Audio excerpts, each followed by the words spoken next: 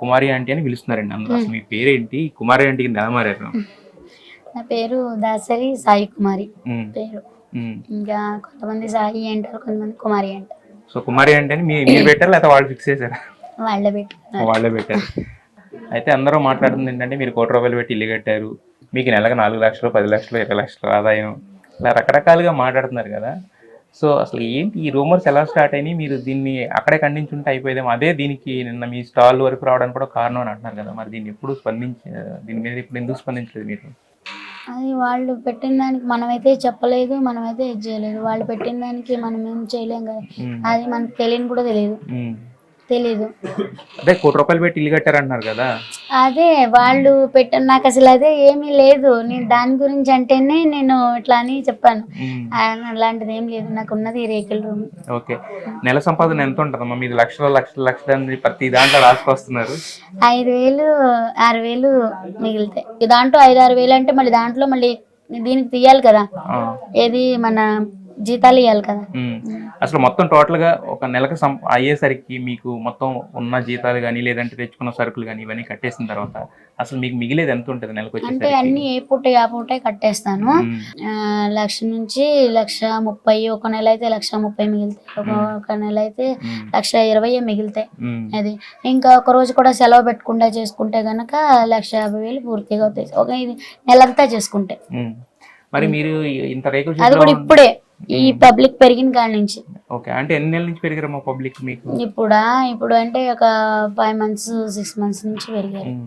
అంతకుముందు ఎలా ఉండేది మీ నెల సంపాదన? అంటే అంతకుముందు అంత లేదు, రోజు 2,000 అట్లా 3,000, అంటే 2,000 అంటే నెలంతా అయ్యేసరికి ఒక 50,000-60,000 మిగిలియా? 50,000. 50,000. మరి ఇలాంటి రేకుల షెడ్లు ఎందుకుంటున్నారు? అంటే 50,000 60,000 మిగిలిన తర్వాత కొంచెం బెటర్. అది ఒకళ్ళ కష్టం కాదు కదా, నలుగురు కష్టం. అది 50,000 కూడా. ఓకే, మా ఆయన, నేను, మా పిల్లలు ఇద్దరు కష్టం. మొత్తం అందరూ కష్టపడితేనే 50,000 మిగులుతాయి. ఇంట్లో అందరం కష్టపడితేనే. ఓకే, అసలు పొద్దున్న ఎన్నింటి లెగిస్తారు? ఎలా స్టార్ట్ అవుతుంది మీ డే అనేది? ఒకటి పొద్దున్నే అంకుల్ అయితే 4 గంటలకే లేస్తారు, నేనేమో 6-6:30కి లేస్తాను. మళ్ళీ నైట్ పడుకునేటప్పుడు 11 అవుతుంది. అంటే చాలా అసలు చూస్తే ఒక 5-6 గంటల మించి ఎక్కడ రెస్ట్ ఉన్నట్టు కూడా కనిపించట్లేదు కదా. రెస్ట్ తీసుకుంటే ఎలా మరి, చేసుకోవాలి కదా.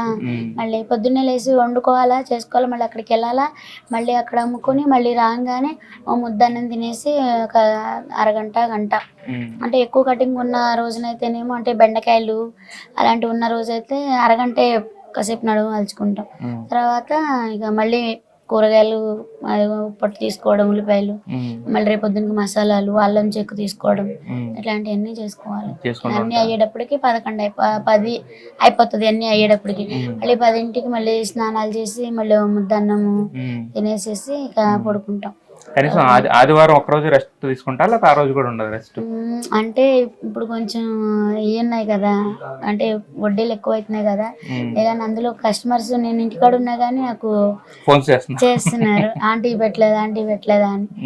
అదొకటి పెట్టినా ఈ చెయ్యి లాగేస్తుంది, ఇంటికాడ ఉన్నా నొప్పి వస్తుంది, ఖాళీగా ఉంటేనే నొప్పి వస్తుంది, ఆడితే నొప్పి ఉండలేదు. ఇంకా దానివల్ల కూడా కొంచెం ఇంటికాడ ఉంటే బాధపడాలి కదా. ఇంకా అంటే మీరే మీ మనసులాగే మీ చెయ్యి కూడా బాగా అలవాటు పడిపోయినట్టుంది, అందరికి వడ్డని చేసి చేసి చేసి కుమారి అనేసరికి. అంటే ఇట్లా ఆడుతూనే ఉంటది కదా, పొద్దున్న లేచిన దగ్గర నుంచి నైట్ పడుకునే వరకు ఆడుతూనే ఉంటది. అని వాళ్ళంతా లాగేస్తుంది.